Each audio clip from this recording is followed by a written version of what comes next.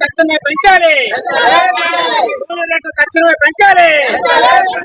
Layout షాపుల్లో పనిచేసే వాళ్ళందరికీ కూల్ రేట్లు పెంచాలి, లేఅవుట్ షాపుల్లో పనిచేసే వాళ్ళందరికీ కూల్ రేట్లు పెంచాలి, లేఅవుట్ షాపుల్లో పనిచేసే వాళ్ళందరికీ కూల్ రేట్లు పెంచాలి. కూల్ రేట్లు పెరిగేటట్టు పోరాటం, కూల్ రేట్లు పెరిగేటట్టు పోరాటం.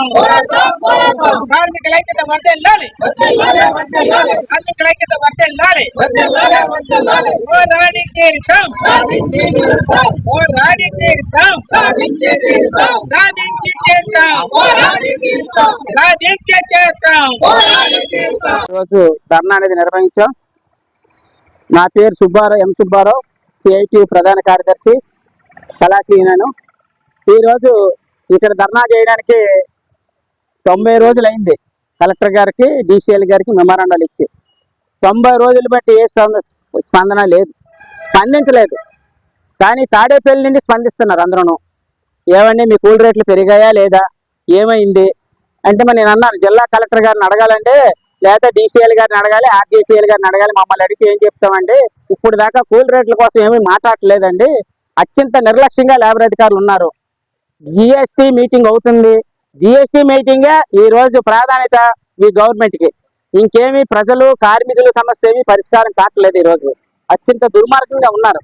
ఏమనంటే మేడం గారు ఏమంటే డిసిఎల్ కలెక్టర్ గారి దగ్గర, ఛాంబర్ దగ్గర జిఎస్టీ కోసం మాట్లాడడానికి, జిఎస్టీ ప్రచారం చేయడానికి వెళ్ళాలి అని చెప్తున్నారు.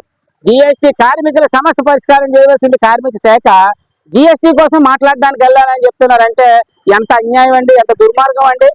ఈ లేబర్ అధికారులు దేనికోసం ఉన్నారు, లేబర్ సమస్య పరిష్కారం చేయడానికి.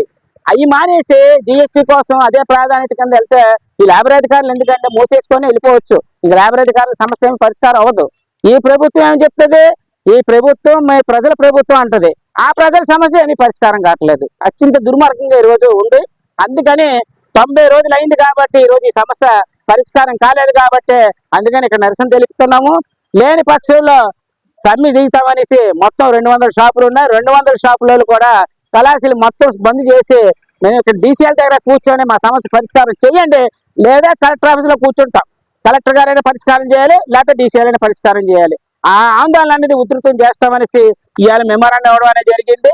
డిసిఎల్ గారు వచ్చాక చెప్తామండి, వెంటనే మీటింగ్ అరేంజ్ చేస్తామండి అనేసి చెప్పడం అనేది జరిగింది. వాళ్ళు ఎప్పుడు వేస్తారో ఏంటి అనేది చూసి 1 వారం రోజులు చూసి మా సమ్మె ఉధృతం చేస్తామనేసి తెలియపరుస్తున్నాం.